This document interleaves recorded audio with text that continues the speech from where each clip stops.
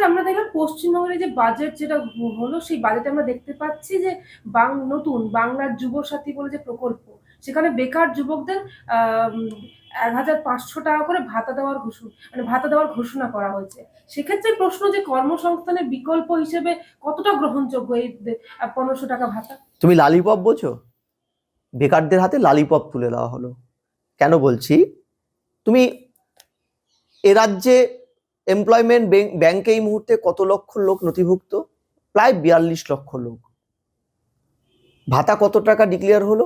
আমি পরিসংখ্যানটায় আসি প্রথমে। 500 কোটি টাকা, 5,000 কোটি টাকা, অর্থাৎ 1500 টাকা করে 5,000 কোটি টাকা ডিস্ট্রিবিউট করলে 27,77,777 জন ছেলে মেয়ে মাধ্যমিক পাস 21 থেকে 41 বছরের এর মধ্যে টাকা পাওয়ার কথা।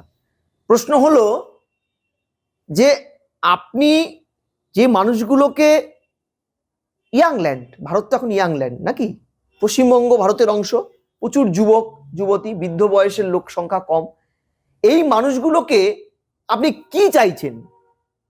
কিছু টাকা দিয়ে নিজের দলের ক্যাডার পরিণত করে রাখা, ভিক্ষাবৃত্তি বা পরজীবী করে রাখার কৌশল নিতে, অর্থনীতিতে, নাকি এদেরকে দেশ গঠনের জন্য অগ্রণী ভূমিকা যাতে নিতে পারে তার জন্য এদের হাতে কাজ তুলে দিতে? কোনটা?